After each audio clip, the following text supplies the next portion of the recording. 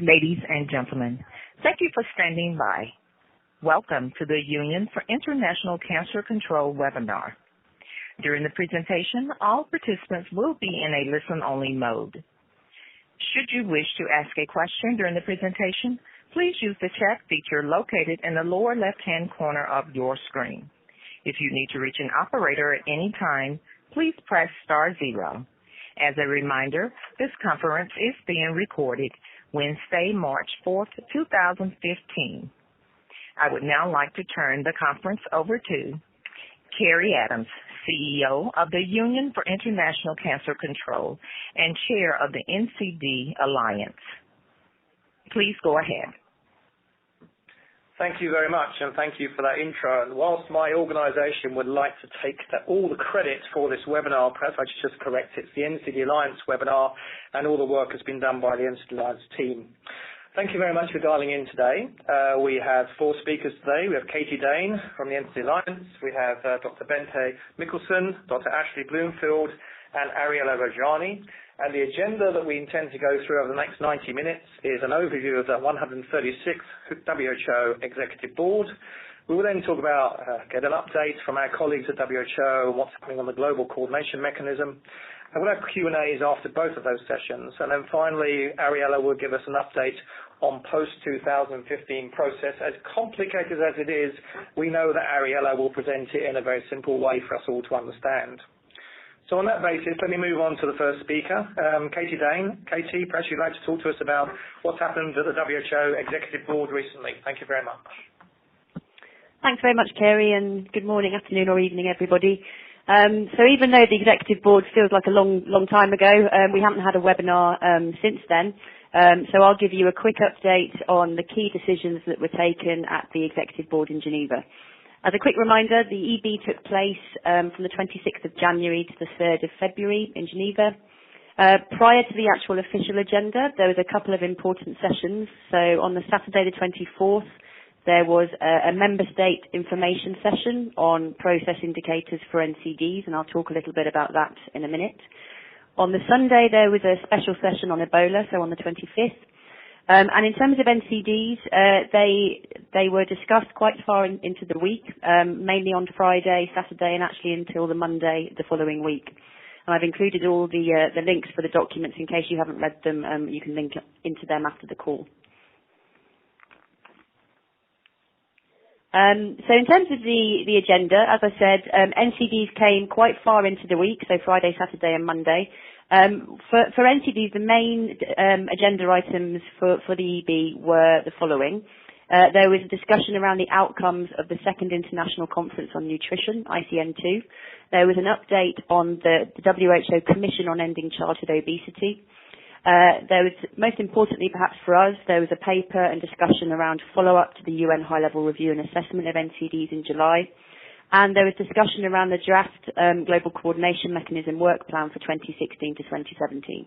So they were the main NCD agenda items, but in addition, there were a number of other related agenda items for us, including item 5, which was on WHO reform, and the main one there was the WHO framework for engagement with non-state actors. Item 7 was around promoting health throughout the life course, particularly focusing on progress towards the MDGs, but also a lot of discussion around post-2015, obviously. And then item 10 was on health systems. So next slide, please. So in terms of the main agenda item for us, as I said, was the follow-up to the UN review and assessment. And what the EB paper did, if you haven't read it already, I would really urge you to read it, is it provides a very useful overview of what came out of the UN review and assessment from July last year, but it also importantly provides a kind of some of the gaps that were identified that weren't fully discussed or committed to at the UN review last year. Also, the paper provides a very comprehensive overview of WHO's role in the follow-up to the review, and it includes a really useful kind of timeline of NCD-related activities throughout this year and in the years beyond. So again, that's why this paper is actually very important from an advocacy perspective. In addition to the UN review paper, there's an addendum, which was the GCM work plan 2016 to 2017, and I'll talk about that in a minute. But the main kind of discussion points at the EB for NCDs throughout that week, as I said, because the agenda item didn't fall until the end of the week, there was a lot of discussion in the lead up. And the main discussion points during the week were really around the EMRO member states' proposal for NCD process indicators. I'll talk about them in a minute. And the GCM work plan. They were the main kind of crux of the discussions at the EB, I would say. Next slide, please. So in terms of the global coordination mechanism, obviously it's now up and running, and our colleagues from WHO, Ashley and Bente, will be talking in a minute in more detail about the activities so far. But what the EB had to do was essentially review and note the work plans for the next 2 years, so 2016 to 2017. And during that discussion at the EB, a number of interventions were made about the GCM. And I think most importantly, the real feeling around the room was that the GCM is going to be a really useful platform for knowledge sharing on NCDs, that there's this kind of interest in it becoming more of a depository for information and good practice. There was a lot of discussion as well around the scheduled GCM general meeting, which at the moment is scheduled for 2017, because obviously that is part of the GCM work plan for the next 2 years. And there was a call from a number of member states for it to be perhaps more at the technical level rather than a high-level political meeting. So there'll be much more discussion about that over the next year, no doubt. And what came out at the EB was that they essentially noted the GCM work plan, and that will then go forward to the World Health Assembly for adoption as well. And the link at the bottom there is the GCM work plan if you haven't had a chance to look at it already. Next slide, please. But as I said, the main point of discussion during the week for NCDs was this proposal by the WHO EMRO member states on process indicators. And the reason why this has come up is because a number of the EMRO member states really felt that even though there was a strong accountability framework for NCDs within WHO and WHA through the global targets and the action plan, what essentially was missing was an accountability framework for the UN Political Declaration from 2011, and following that, the 2014 UN Review and Assessment Outcome document that came out last year. So what they essentially proposed was a number of process indicators that would help assess country progress in implementing the 2011 Political Declaration. And throughout the week, as I said, there was a huge amount of discussion around this proposal. A lot of member states flagging concerns about the fact that is this already kind of duplicating what we're already monitoring? And is this essentially actually adding to the reporting burden of countries?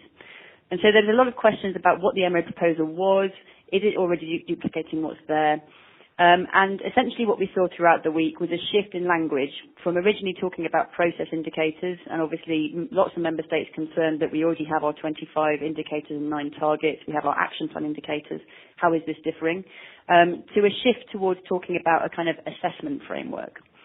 So what happened on the Monday, the last Monday of the EB, was that the EB essentially requested a technical note from WHO. And the technical note will basically give an overview of how the Director General will report in 2017 to the UN General Assembly on national commitments included in the 2014 outcome document and the 2011 political declaration. So obviously we know that going into that 2017 UN meeting, the DG will report, and this exercise will basically help the DG frame how she will be reporting on progress. Importantly, the technical note emphasises that it must be using existing survey tools. So this is reflecting the discussions by many member states about the fact that they don't want to create something new, that we don't want to reinvent the wheel, but let's use existing survey tools such as the country capacity survey as an example. And also importantly, take into consideration existing indicators at global and regional levels. So this was the decision that was taken at the EB. It was quite a long drawn-out discussion from many member states, but now it's obviously with the WHO Secretariat to follow up and establish that technical note. And I expect there will be a report back into the World Health Assembly in May in Geneva. Next slide, please. So in addition to that main agenda item for us, which was the follow-up to the review, there was a number of other very important agenda items for the NCD community. The second International Conference on Nutrition, ICN2, that took place last November, there was an agenda item there. And essentially the discussion there and the decision was that the EB recommends the 68th World Health Assembly to endorse the Rome Declaration that came out of ICN2 and the Framework for Action, obviously, to implement the Rome Declaration through the Framework for Action, And obviously the framework for action, the Rome Declaration, is important for us because there was a lot of advocacy in the lead up to make sure that language was included in there around malnutrition in all its forms, including undernutrition and overnutrition and diet-related NCDs. So this is why the Rome Declaration is important for us. And in addition to prepare biennial reports to the World Health Assembly, essentially on the status of implementation of the Rome Declaration. So those were the main kind of decisions and recommendations towards the World Health Assembly in May. And in addition, the EB requested the WHO Director General to provide technical assistance on policy areas in the framework for action. And there's a number of relevant policy areas in there from the NCD perspective. In addition, to improve existing interagency coordination mechanisms. And this one's important because it also includes improvements in mechanisms, but it also talks about to develop a UN Global Nutrition Agenda and to improve collaboration between the Committee on World Food Security and the Global Coordination Mechanism for NCDs. So we're seeing a link between the GCM, which, as I said, Ashley and Bente will talk about in a minute, and the follow-up to ICN2, which is quite an interesting development. And then finally, the EB requested the DG to facilitate consideration of a decade for action on nutrition by the UN General Assembly. And that decade for action could span between the 2016 to 2025. Obviously, there are lots of other decades of action out there as well, and it's obviously a good opportunity for advocacy. So that could be another interesting thing to watch from an NCD perspective. And again, I've included on that slide the paper on ICN2 for you to follow up with. Next slide, please. As well as that, there was the Commission on Ending Childhood Obesity report, ECHO. As you'll remember, this ECHO first met in July last year. It's co-chaired by Sanja Nishta and Peter Gluckman. And the real kind of role of ECHO is meant to be around providing the rationale for why addressing childhood obesity must be a global priority and to provide evidence-based solutions to defeating childhood obesity. So what the EB did was it noted the report, and a number of member state interventions really emphasised the importance of ECHO and the need for high-level political attention to childhood obesity. A lot of member states also really called for very realistic and practical recommendations, which is very much in line with what the NCD Alliance is proposing. In addition, there's going to be a number of regional consultations for ECHO, which are important for us.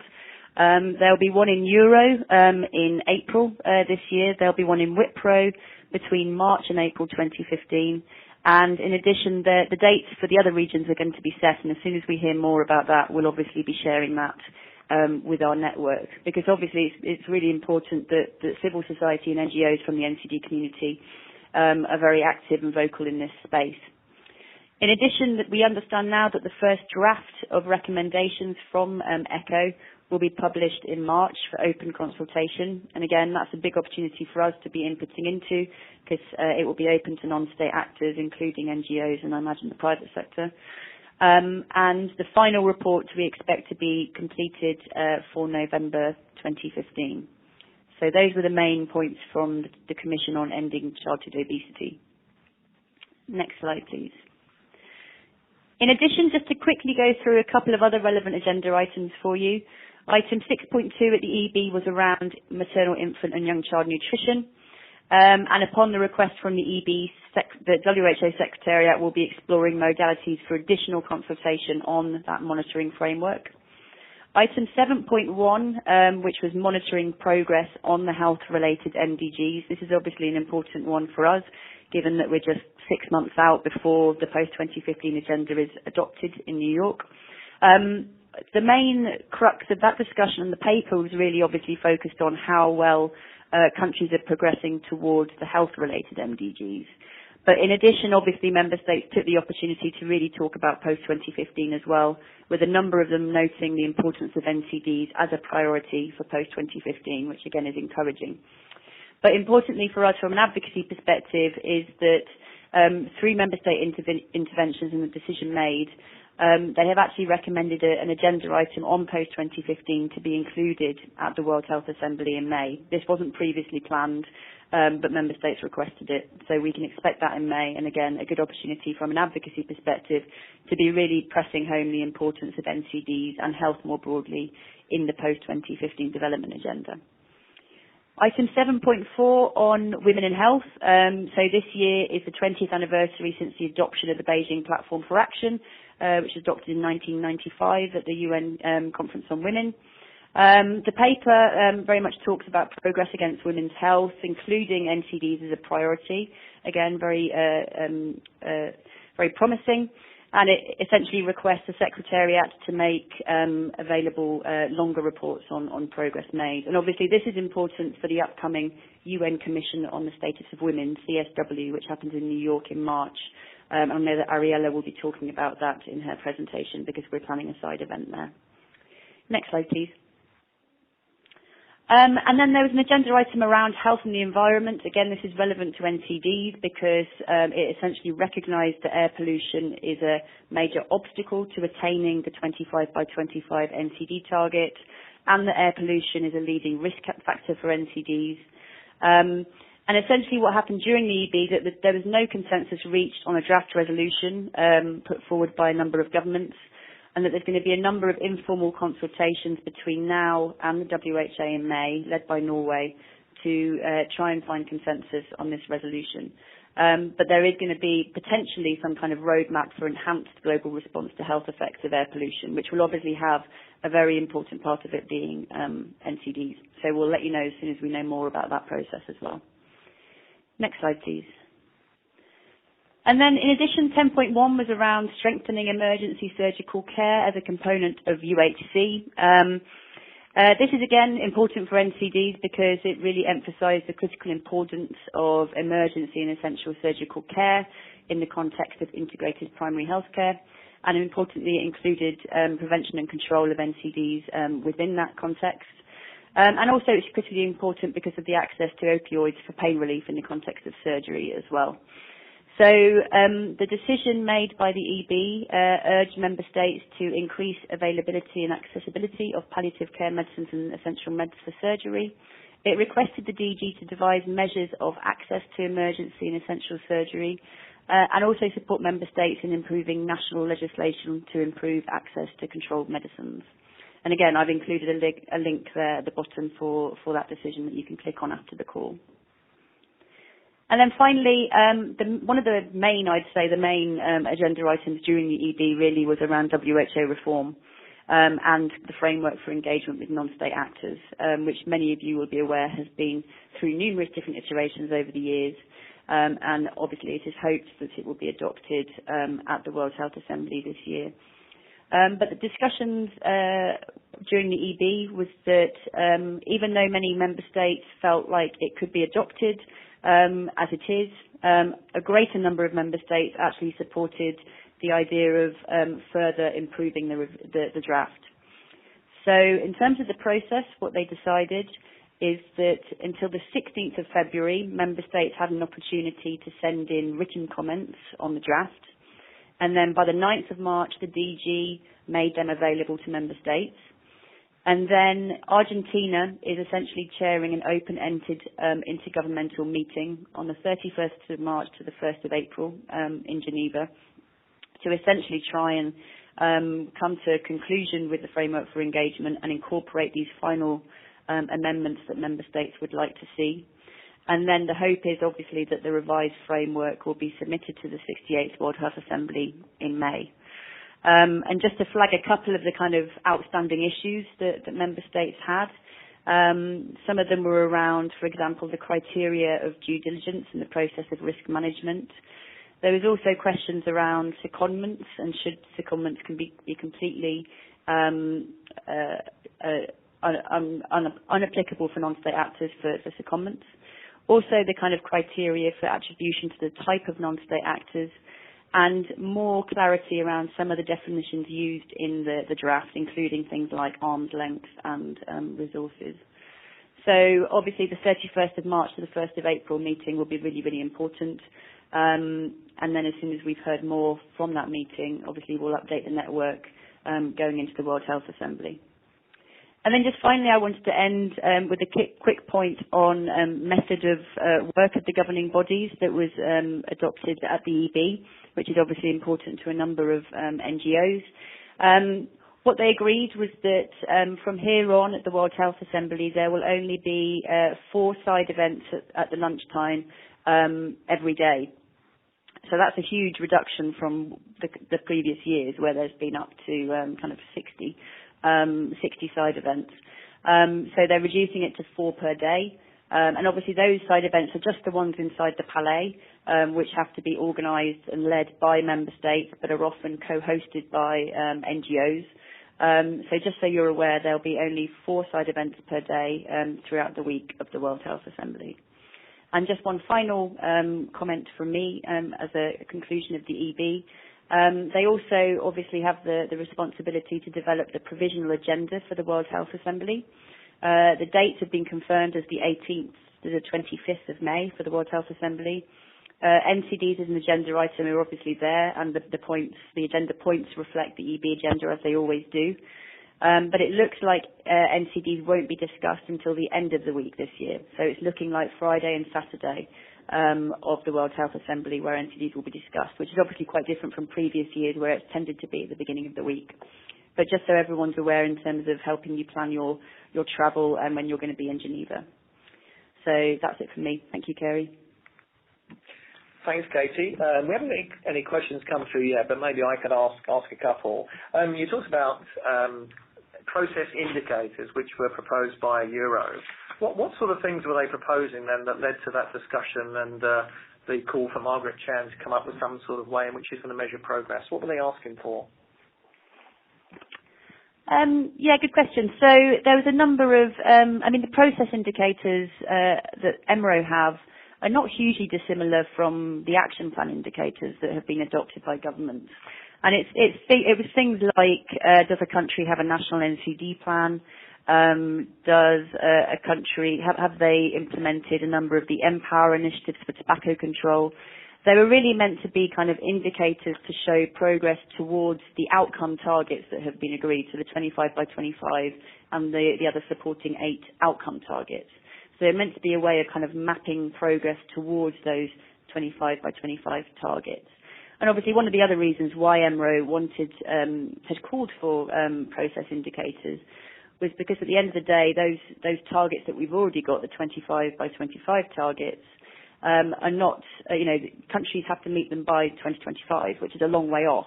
So perhaps process indicators could be a way of helping sure that we can map at specific times progress towards those outcome-based targets.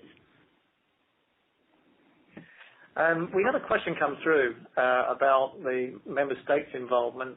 Good question, actually. Who's actually driving the NCD agenda from the member states at the moment? You mentioned Argentina chairing the non-state actor meeting coming up in March, coming later in March. But who's driving the NCD agenda from your perspective? Yeah, great question. There's a number of different leaders, I would say, in the NCD space, and it's clear from the EB. There's obviously kind of the more high-income country leaders, such as, for example, Norway, Sweden, the US, and the UK was quite vocal at the EB this year. And it does vary depending on where you're sitting, because obviously the leaders in New York at the UN are quite different from the ones at the EB and WHO, I would say. Because obviously at the UN we're talking more about the G77, whilst at the WHO it's slightly different. But also I think the EMRO obviously showed a huge amount of leadership during the EB, obviously were very, very vocal. So a number of EMRO member states are also quite active. Okay, thanks for that. And just one final question. The ECHO report, once it lands on the desk of the DG in November, what's the next steps? What happens with that? I think with these reports, that's always going to be the question. And I think we, obviously, as civil society, have to make sure that what comes out of it is very useful. And I think it's our role in civil society to be really taking the recommendations, whether you're talking about at the global level or at the national level, to your own governments, to be making sure that then they are, obviously the recommendation from the EB was that the recommendations coming out of ECHO are very practical and action-oriented. but a report is a report at the end of the day. So in order to actually take it forward, I think we need to be doing advocacy at the national level to ensure that member states themselves are taking those recommendations on board. But also, obviously making sure that WHO continues to play a leadership role in childhood obesity, because it's been fantastic that, Margaret Chan launched the commission. But, we'll obviously need to have leadership going well beyond November when the report comes out. Okay, great, Katie. And you mentioned WHO leadership role, so let's pass over to our colleagues at WHO. So we've got Bente Mikkelsen and we've got Ashley. Bente, it may be worth you introducing who you are, because not everyone necessarily on the webinar will be familiar with your name. So perhaps you could introduce what your role is and what you do. And then if you could cover your slides and hand over to Ashley, that'd be great. Thank you very much. Yeah, thank you for the opportunity. Very well done. Having this seminar today. We have just been through a briefing of the member states as well. So our presentation you will find on our webpage as well. So good afternoon, everybody. I'm Bente Mikkelsen. I'm head of the Global Coordinating Mechanism, which was settled as a secretariat 15th of September last year. So we are a quite young unit in the organization. And I've been with the WHO for a couple of years. So, Ashley, please present yourself. Yes, hello, Ashley Bloomfield, and I'm sure some of you I'll have met before when I was at WHO in 2011 as Partnerships Advisor, and I've just been back for 4 months helping Bente and the team get the work program established for the GCM, and in particular the work of the working group on engaging the private sector, and we'll come to that a little bit further into the presentation. Okay, so we may start perhaps. And just a small comment. We are not going to comment on all the questions, even though that's tempting. But I think what you were saying about which member states has the leadership role or really are pushing for NCD. I think one comment is that hopefully the global coordinating mechanism will be a new opportunity, so to say, to identify champions and to really nurture a new sort of championship also among member states. So we'll start on the presentation, and I know that we are speaking to really the NCD family, but for our own sake, we just recap on the UN General Assembly from 2011, who was very clear in their first paragraph that NCD is really a threat to the sustainability, and fortunately, no, the SDG seems to reflect that. Next slide, please. As you know, the Secretary General transmitted a report of the Director General of the WHO in July to the UN General Assembly, and I think it's worth also while looking at that again. So they were very precise in that report underscores the fact that as progress has been insufficient and highly uneven, continued efforts are essential. And you were sort of reporting back from the EB, and I think if we should add one thing, we very strongly heard that everybody, all the member states that took the floor, were asking for implementation. So as you know, the global coordinating mechanism is also part of this implementation of the global action plan on NCD. Next slide, please. So the outcome document from the UN General Assembly was, in a way, an underscore of what the commitments made in 2011, and had also some new assignments to the WHO. But it's worthwhile again remembering that they really focused on setting national targets for NCD, developing national multi-sectoral policies and plans, and of course to implement the best way to reduce risk factors and to enable health systems to respond. Next slide, please. So here are some of the numbers that was presented to the UN General Assembly, and as you can see, I mean, even if we have made progress, there is still a lot of work to do.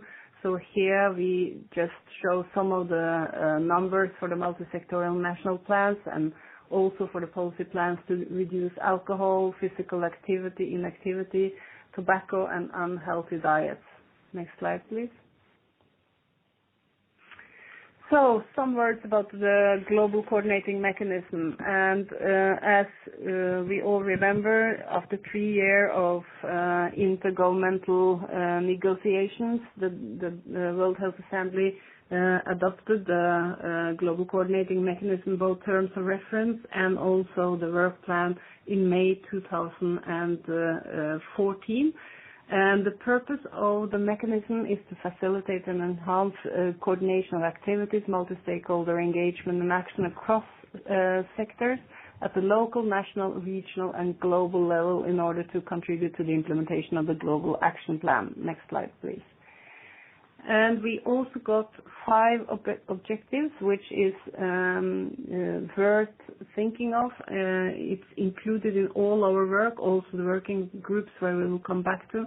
So the objectives are advocacy and raising awareness, dissemination of knowledge and information, encouraging innovation and identifying barriers, advancing multi-sectoral action, and also advocating for mobilization of resources. And when you look at the work plan, you will clearly see that most of the actions defined in the work plan is linked to the objectives. And so is also the proposed new work plan for 16-17 that will be discussed at this World Health Assembly. Next slide, please. So at the moment, just to give a quick update, there is a dialogue on NCD and poverty coming up. I will come back to that in a moment. There is also a dialogue on how to strengthen North, South, South, South and triangular cooperation happening in November. And of course, for both these meetings, we are very, very eager to have contributions from everybody and of course, especially the NGO sector. So what we have done for all our meetings so far is do open call for contributions, and we will try to exercise transparency as much as we can, and being open, we think that will strengthen the course. So we will come back to the 2 working groups, and in addition, we have a lot of knowledge sharing activities. So at the moment, we are building a web-based platform, and we have a specific mandate to do more clear knowledge sharing on NCD and poverty, and we have started up, and we will, of course, develop this website, and we will commission work, and we will be very happy also to get contributions on this. We are going to have communities of practice. A couple are planned, and I hope that, for example, the dialogues also will be a starting point for communities of practice. This is really in the spirit of implementation. We will do webinars and have planned to do 6 this year. And we will find also other methods of exchange of best practice. And I don't know if you mentioned that, Katie, but I think from the floor and the discussion of the proposed work plan, especially the exchange of practice and focus on implementation was very clearly put from the member states. Next slide, please. So how will the work of the global coordinating mechanism help and help on the country level? We hope that the exchange of information and best practice will stimulate and make it more possible and feasible to scale up pilots. We hope that the recommendation on how to engage with the private sector and how to provide financing for NCD will be successful. At the moment, we are quite enthusiastic, but there is some bit of work to be done before we know the answer. Next slide, please. So I will hand over the floor to Ashley. Good, and thanks, Bente. So I'm just going to start with a slide about the purpose in terms of reference for the working groups, and then just provide an update for you on the first meeting of the working group, which is the first one mentioned here around encouraging member states and non-state actors to realise the commitment in paragraph 44 of the UN resolution. And that's the one that relates to strengthening the contribution of the private sector. So we'll come to that. And as you're probably aware, the other working group is around another paragraph in that resolution, the political declaration from 2011, and that's around the commitment to provide for financing NCD prevention and control. So, as Bente mentioned, the terms of reference and sort of methods of work of the GCM more broadly and the working group specifically were the subject of quite a lot of debate and negotiation by member states, and they're spelt out quite clearly in the document that was approved at last year's World Health Assembly, and they very clear about the process for nominating and appointing working group members, and then this interesting feature of the working groups, which to all intents and purposes are expert working groups, but they're co-chaired by member states with the co-chairs having to be representatives of one from a developing and one from a developed country. And they also, the terms of reference also lay out quite clearly the working procedures of the two groups. But one thing that is quite helpful and that will be taken advantage of, and I'll come back to that, is the ability of the working groups to consult with relevant intergovernment organisations and non-state actors as part of their work. And the two working groups this year, and they're only set up for a year, and they're required to provide their final reports to the DG, the WHO DG, before the end of this year. So next slide, please. So, talking then and coming specifically to this working group on realising government's commitments to engage with the private sector. As you're aware, the commitment was made back in 2011, and the paragraph 44 in the political declaration highlights these 5 areas, and I'm sure you're all familiar with those 5 areas, so I'm not going to read through them. But interestingly, of course, 3 of them do relate broadly to the food industry, and so not surprisingly that was quite a focus, not just of the submissions we received in on the policy briefs and the discussion paper, but also of the discussions that we had that were had in the working group a couple of weeks ago. So next slide, please. So just to update you, if you weren't aware, on the members of the working group, the co-chairs from a developed and a developing country, the local Geneva-based ambassador and permanent representative from Monaco, that's Cary, who many of you will know. She's been in Geneva for a long time and has been part of the discussions and negotiations around not just NCDs, but around the global coordination mechanism for some time. So it's great to have someone with her background and experience. And also very fortunate we are to have Dr. Jarbas Barbosa da Silva, who's Senior Deputy Minister in the Ministry of Health in Brazil and very familiar also with the WHO environment and the current EB member from Brazil.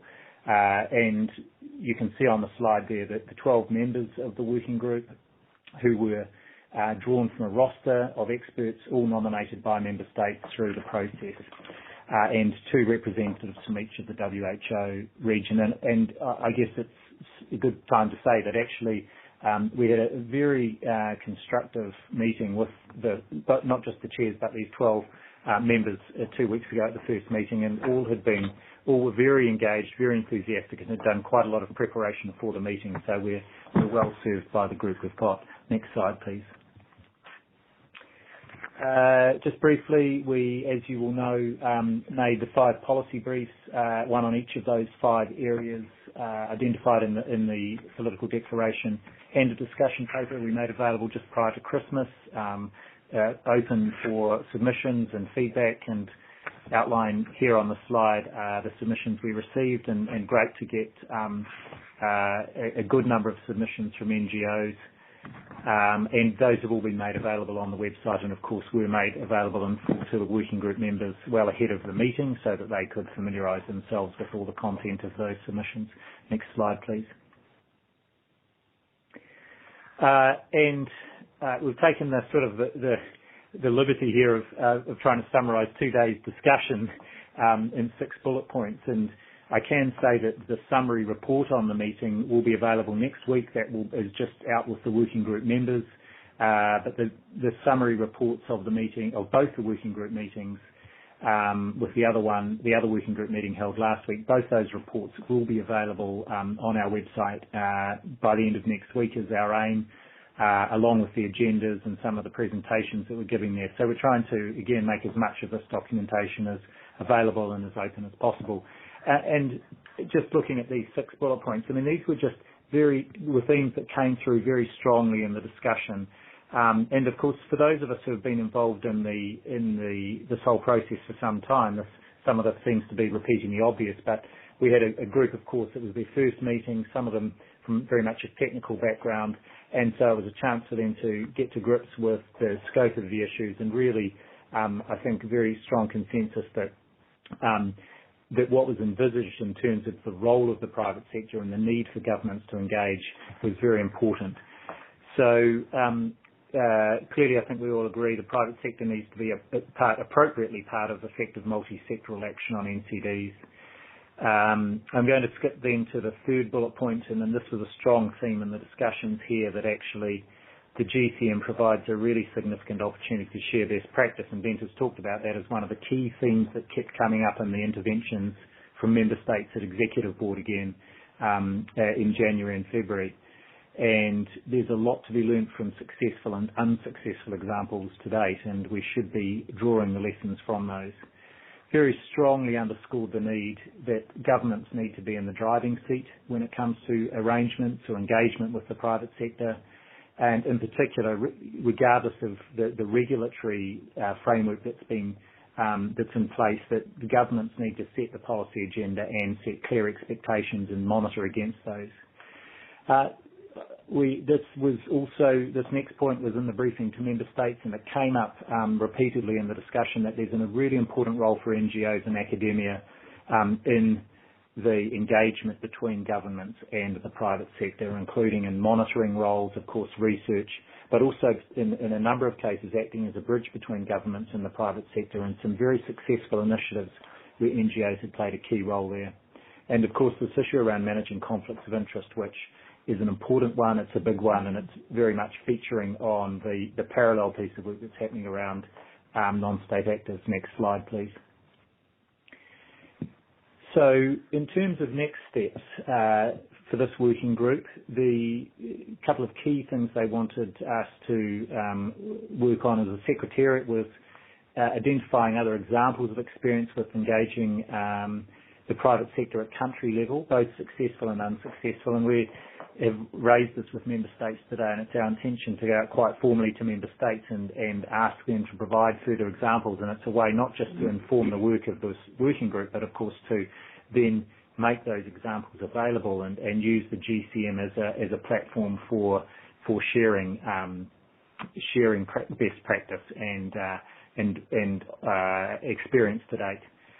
There have been challenges and bottlenecks at country level, and we need to further elaborate on those, and we got some good feedback through the submissions that came in on the discussion paper and so on, and where those have been overcome successfully. And finally, the working group was very clear that they felt it was important as part of their work to consult with the private sector and other non-state actors to explore these issues further. And so on to the next slide.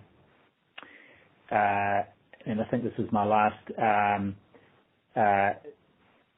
actually, this is handing back over to Bente, but I just perhaps building on that intention of the working group to consult with the private sector, but also the other key groups of non-state actors.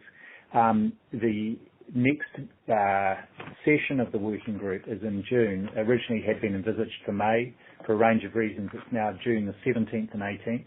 And on June the 17th, the working group would like to hold consultations with some of those key stakeholder groups in an open way. The intention is to invite member states to attend those consultations as observers, and also the working group was keen to webcast those consultations so that groups who were unable to attend or member states unable to attend were able to view the consultations, and also just in the interest of transparency.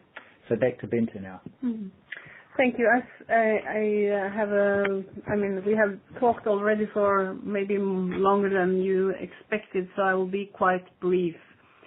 So the background is the same. It's actually to operationalize the commitment, but in this working group, of course, it's a different topic. So as you can see from the screen, it's actually to explore the provision of adequate, predictable, and sustainable resources through domestic, bilateral, regional, and multilateral channels, including innovative financing mechanisms. So it's linked to the paragraph 45D. Next slide, please. So the procedure to get these members appointed by the DG was exactly the same as in the group that Ashley referred from. So as you can see, it is 2 persons from each region, and I would say we were very happy about the competence and the sort of mutual understanding, their eagerness and willingness to really work in this working group and provide information, exchange of information. And we are also very happy that Dr. Anders Nordström, Ambassador for Global Health, Minister of Foreign Affairs, Sweden, and Dr. Indrani Gupta, Head of Health and Health Policy Research Unit, Institute of Economic Growth in India, has accepted to be the 2 co-chairs. As you probably know, both of them has really broad experience.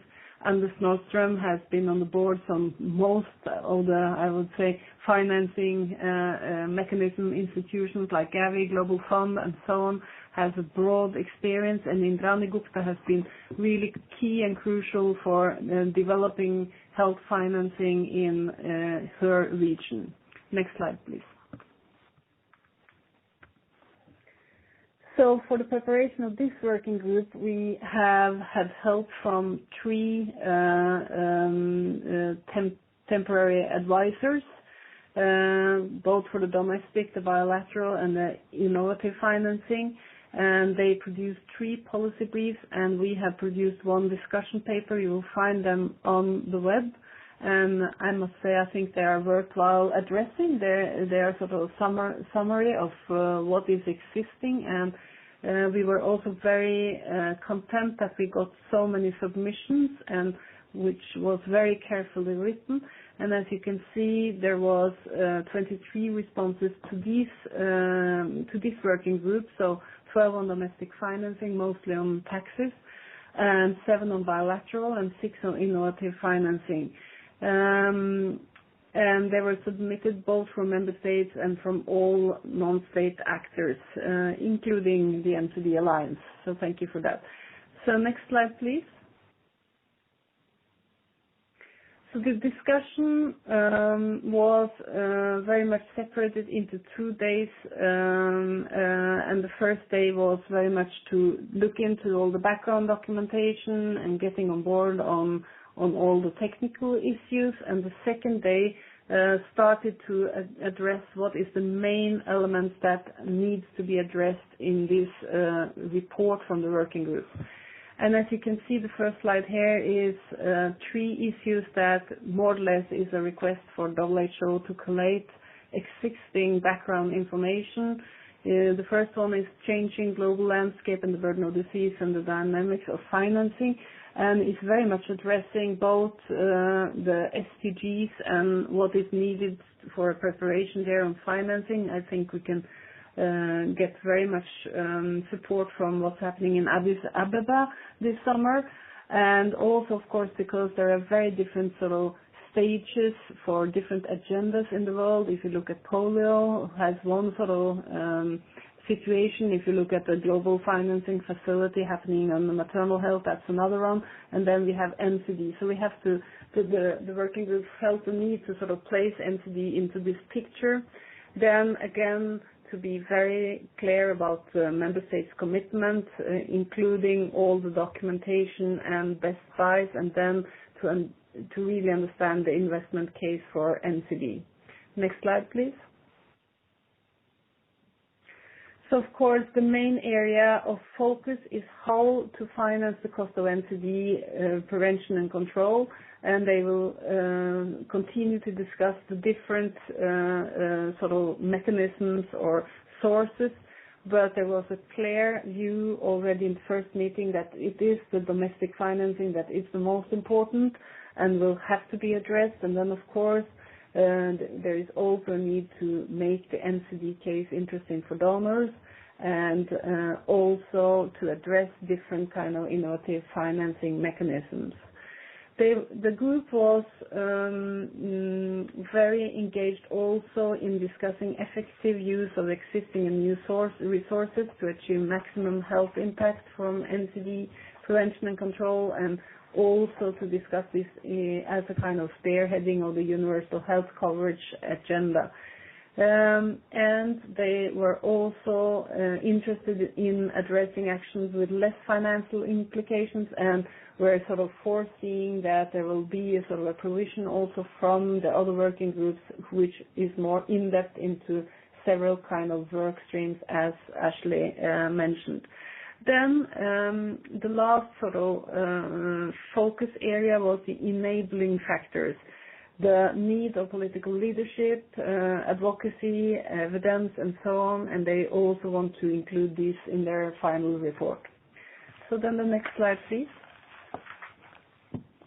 Yeah, so this is only to remind all of us that NCD, hopefully, and it looks very promising, is part of the new post-2015 developmental agenda. And in both working groups, I think this is absolutely as part of the background, and we have to see how we can sort of use also this situation and this information into the work.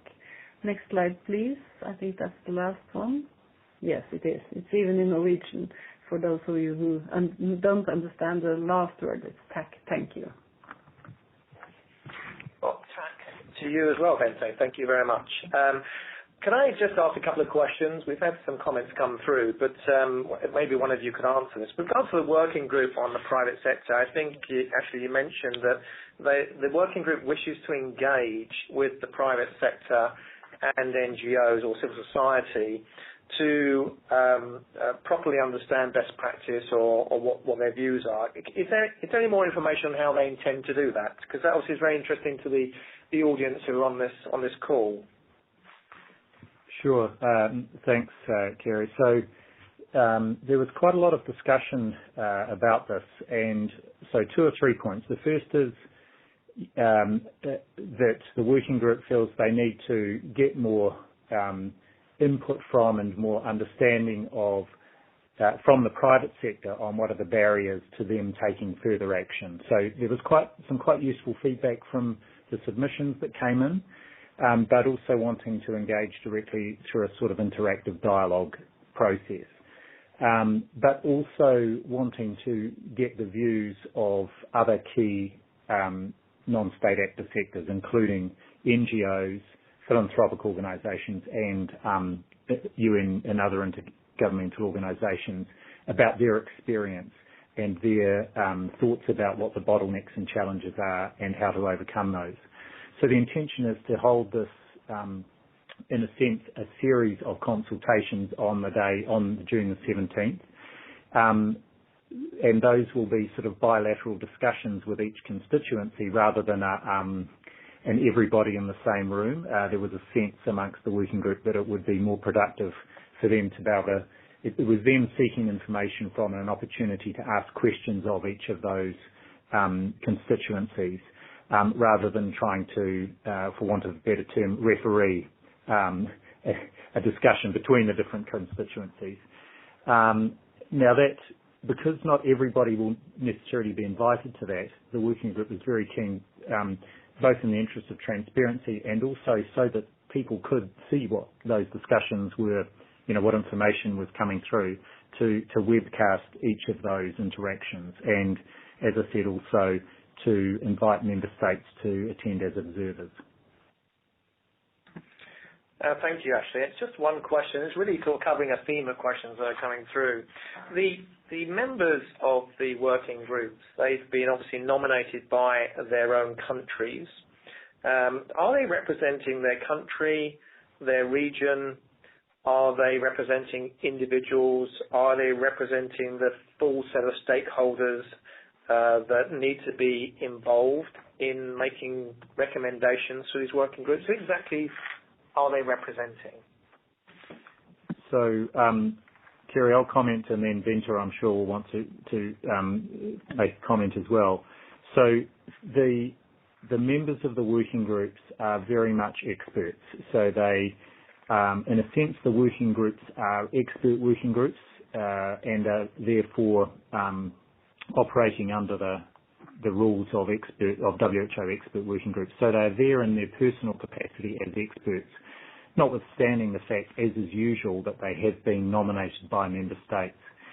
We have in the working groups, though, a slightly interesting hybrid where they're expert members there, and we've got, as we were required to in the terms of reference, regional and gender representation, which is good. But our co-chairs are actually representatives of member states and were identified and sort of appointed by the DG in consultation with member states. So an interesting hybrid there. Do they include around the table all the expertise that might be needed to make recommendations on the areas they've been charged with looking at? No, and hence their desire to consult, and also there are provisions in the terms of reference for them to invite experts to their meetings to support the work as required. So just to add to this, if you look at the terms of reference, it's very clearly put in paragraph 4 that they serve in their personal capacities, and also, of course, then that they may not seek or accept instruction from any government or any authority. So it's very clearly put, and I think that, as we said, I think they are really experienced people on both working groups. So they are actually sort of seeking a way to broaden their own experience. So this is why I think we, in the beginning of the presentation, also said that even today in the briefing, there were suggestions on how could we sort of put together real experience from as many member states as possible, both on the how to engage the private sector and also actually on financing. So this is one of our follow-up activities. Thank you for that. Just one final question. UICC, my own organisation, has been accepted onto the GCM, and hopefully I will be attending meetings in future. What does that mean with regard to, for example, UICC's involvement in these two working groups? How does being a member or a party to the GCM open the door for you to get involved as opposed to not being a member of the GCM? So as you probably know from the terms of reference, there was a very clear procedure on how to put together the working group. So we needed to have nominations coming from the member states. So, you know, I think the only way to sort of get even more, plurality, or to cover all the participants of the GCM is that there is a will also on the country level to suggest people with different backgrounds. And I don't know if we mentioned that, but we were very happy that we had actually people now in both our working groups from the NGO sector. There were some examples also from candidates proposed from the private sector. But of course, I mean, it was also more the traditional academia, governmental members. But I think the way the member states have sort of opened up is that the working groups themselves, as Ashley said, I think a while ago here, may consult as needed, included with relevant non-state actors. So the working groups themselves can also sort of guarantee the breadth of engagement. But there will be other occasions, of course. I mean, the general meeting in 2017 will be for all participants, and hopefully we will be able to do more and more activities. And the dialogue conference is now coming up 20th and 21st of April on NCD poverty and development. And I didn't mention that anymore, but we have had an open call for inputs and documentation, and I think we have 10 submissions on this as well. So that's an open invitation. Thank you very much indeed. And can I say thank you to both of you for interrupting your busy days to give us your time. I think it has probably been very appreciated by those who've dialed in from around the world, so thank you both. Let's move on to the last part of the webinar, and I'll invite Ariella Rojhani to come in and talk us about the Post-2000 Development Campaign update. Ariella, I hope you're there in New York. Cary, I am here. Thank you, and thank you to everyone for joining today. Good morning or good afternoon, wherever you are. Today, I will be giving a brief overview of what's happening with the Global Development Campaign, starting with an update on post-2015, including the recent intergovernmental sessions, the launch of our very new and very exciting NCD Alliance Advocacy Toolkit. As Katie mentioned, the upcoming activities around the Commission on the Status of Women. And then finally, I'll finish out with some information on the third International Conference on Financing for Development, which you just heard Bente referencing a few minutes ago. Next slide, please. So as you know, the road to agree the post-2015 development agenda has been a very long and very winding one.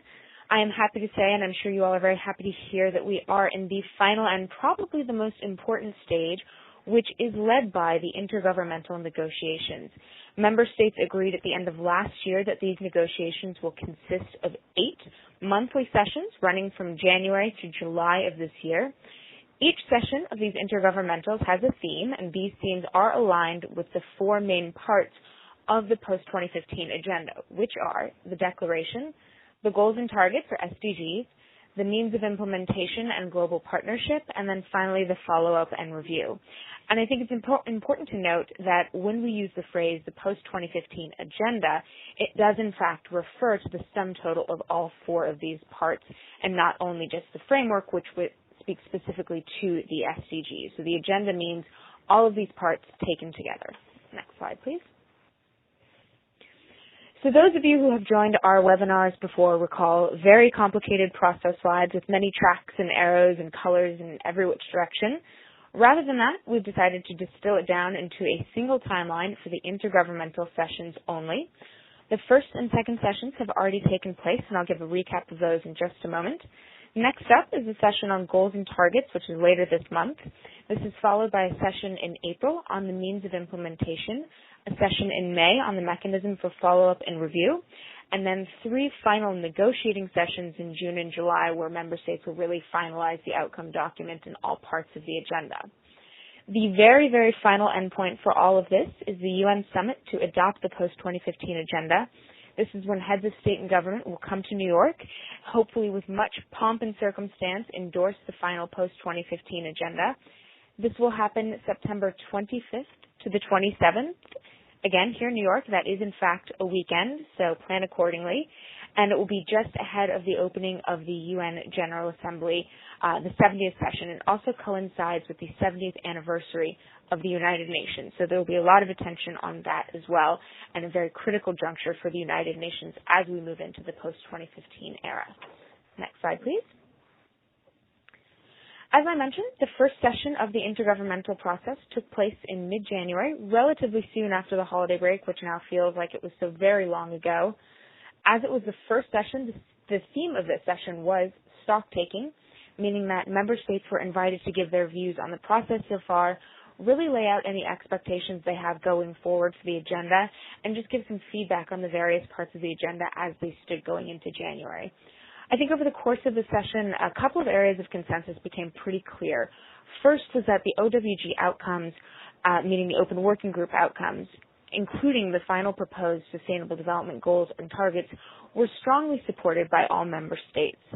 Member states continuously emphasized the importance of the means of implementation and financing for development for post-2015, and I'll speak more on that process in a little bit.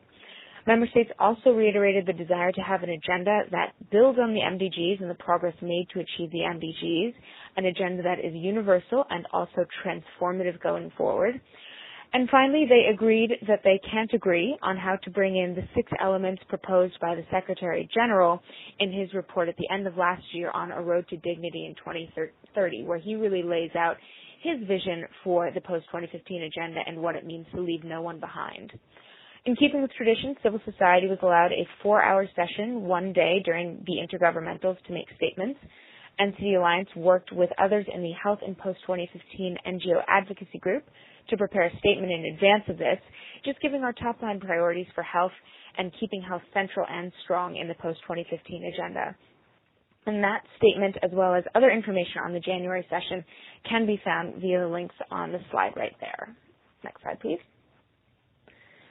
So after taking a few lovely weeks off, member states reconvened for the second intergovernmental session on February 17th to the 20th. And the theme of this session was the declaration. And I think it's fair to say the majority of the discussions can be broken down into answering 3 main questions. The first being, what is the declaration? Well, it's intended to be the narrative introduction to the Sustainable Development Goals in the same way that the Millennium Declaration was the introduction to the MDGs. Some words used by member states to describe the declaration should be concise, simple, communicable, inspiring, transformative, and it should serve as a call to action for all. I think at one point the representative from the Netherlands referenced that his 13-year-old daughter should be able to understand what's being conveyed in the declaration. So the translation of the declaration to the 13-year-old Dutch teenager became a common refrain throughout the conversations. The second question is, what should this declaration cover? Countries would like previous agreements, including the MDGs and the Open Working Group Outcomes reference, but to varying degrees, and of course reaffirming poverty eradication as the overarching objective, as well as leaving nobody behind very clearly in the text. How should the declaration be arranged? Again, to be determined. Some want to see it arranged by values and by principles, or perhaps by progress made to date. There's a very amusing exchange on should it be aligned with the 6 elements proposed by the Secretary General, the 4 Ps, meaning people, planet, prosperity, and partnership, proposed by the African group, or the 3 pillars for sustainable development. So the co-facilitators have their work cut out for them in terms of providing some clarity to the declaration and really putting pen to paper. Next slide. Another couple of summary points from the February session.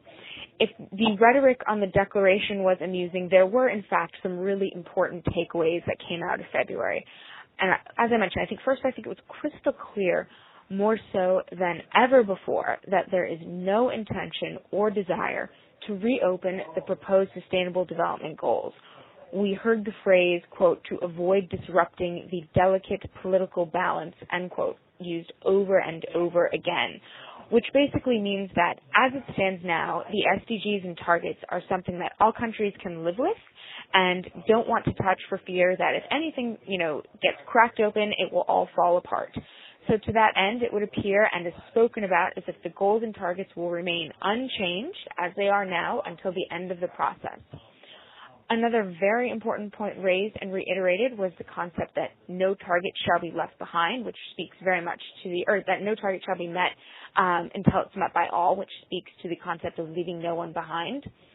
Contentious issues, they remain the same as they always have been, really, namely how to address human rights, the principle of common but differentiated responsibilities, sexual and reproductive health and rights is another huge issue, and one that the Arab group and the African group are really keen to see fall out of any framework should things get reopened, again, provided that it's probably unlikely that it will be reopened. But if it does, SRHR will come out in a huge way.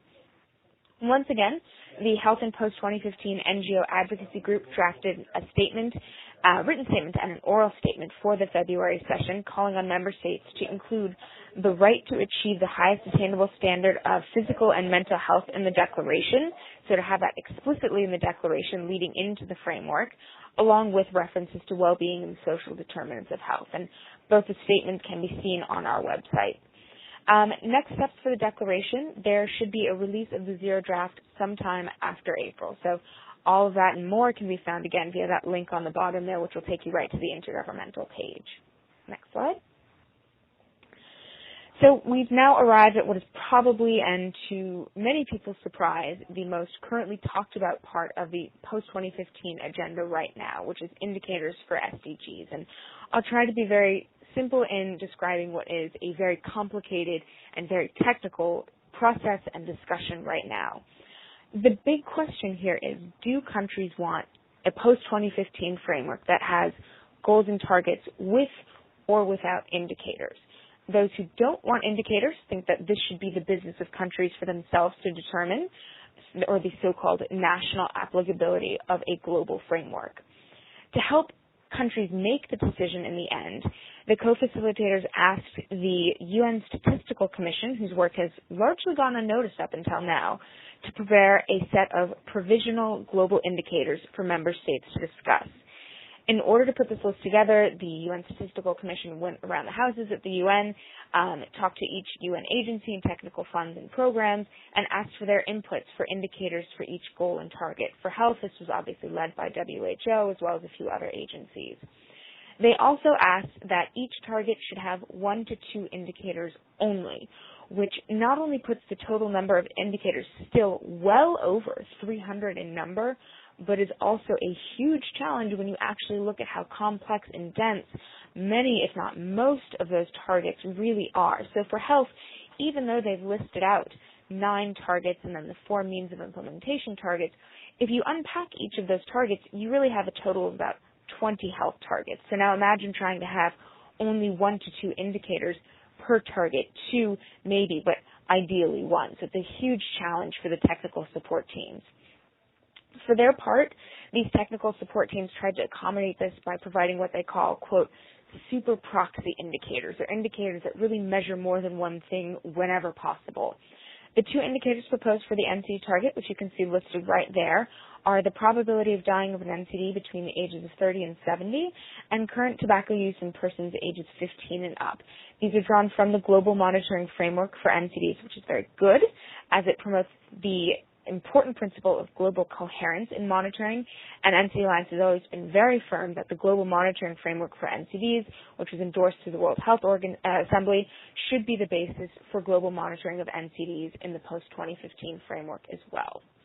Some challenges around indicators include the very basic fact that this is a very technical process being fed against a political framework. So you have targets that are probably a wish list in some cases of political priorities, and then you're asked to come up with a technical framework to measure that, and in some cases that's just not possible. For health, there's the ongoing question of country capacity to monitor such a huge framework, and that includes civil registration and vital statistics systems. Are they up to par and able to provide the necessary data? And we know that in many low and middle income countries, that's simply not the case.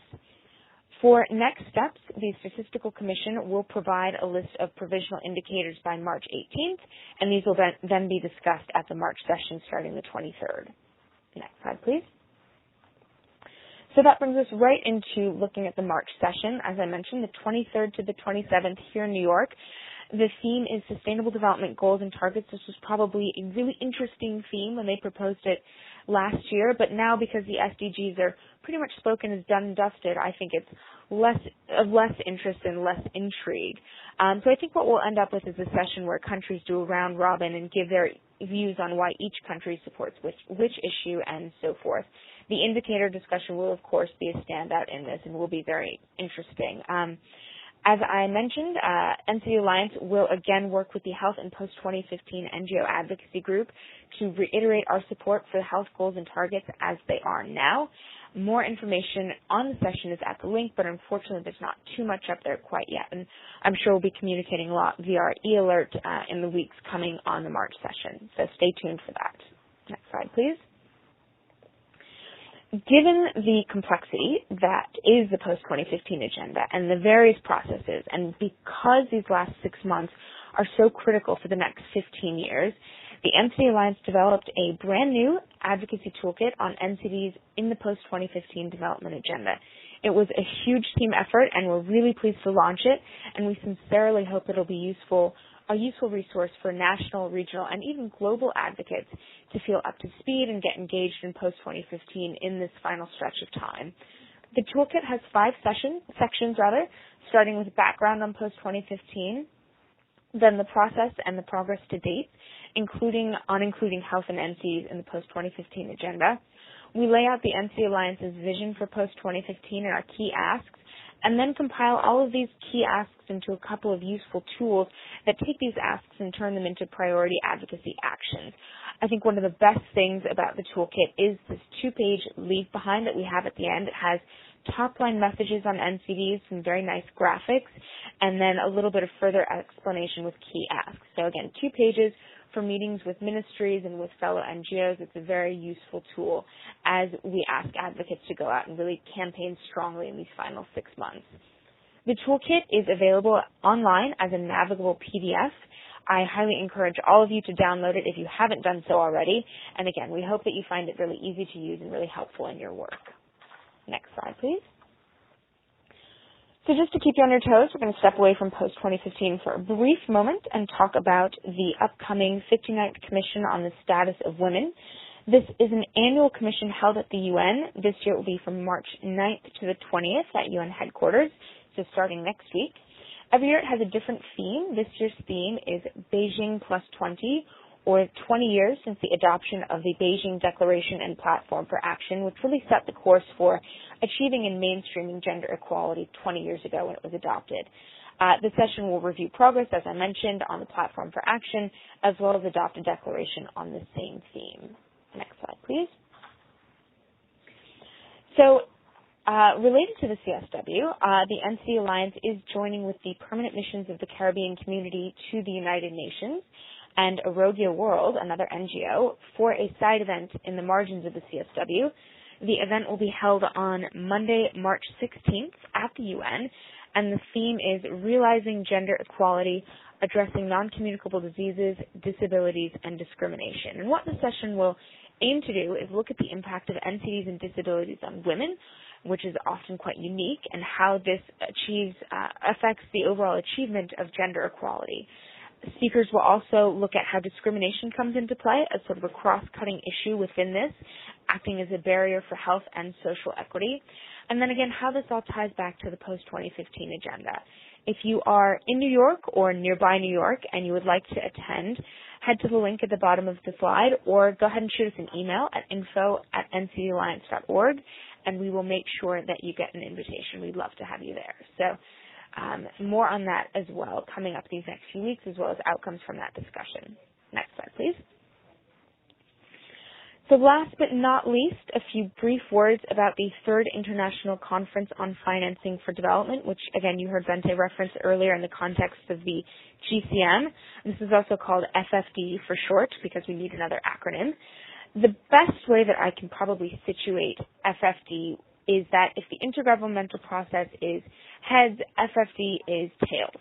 It's the process and the related outcomes that will encourage countries and donors and partners alike to really put their money where their mouths are and make sure that this incredibly ambitious agenda will actually be implemented with adequate resources. The FFD conference itself will take place in Addis Ababa in Ethiopia in July. The outcome will be an intergovernmentally negotiated outcome document that builds on the Monterey Principles and Doha in the context of post-2015. Our interest as the NCD Alliance for FFD is that it should be an opportunity both in preparations and in outcomes to promote increased financing for health and NCDs at all levels, which we know is so very sorely needed. And again, this ties directly to the work of the GCM Working Group on financing for NCDs, so really making that link as well to financing for development. For preparations, there are going to be hearings at the UN for the business sector and civil society, April 8th and 9th. This will be followed by a drafting session of the outcome document, which will actually bookend with the April intergovernmental session on the means of implementation, which is a pretty important tie-in right there. And then negotiations will continue through June, leading up until the conference. Next slide, please. The zero draft of the Financing for Development outcome document hasn't been released quite yet, but is probably expected any day now. There was, however, a so-called elements paper released by the co-facilitators earlier, laying out the general scope of a renewed approach to financing for development. So what could FFD actually endeavor to undertake? Like any good intergovernmental process, FFD is not without its own set of challenges, including to what extent financing for development will cover the means of implementation for post-2015. So what this means is that Will the outcomes of FFD be sort of cut and paste into the post-2015 agenda as the means of implementation, or will the FFD outcomes be separate and inform post-2015? I know this is a lot of nuance, but it makes quite a lot of difference when you're talking about putting together the final post-2015 agenda. And this is something that both the intergovernmentals and the FFD processes will seek to clarify in the coming months.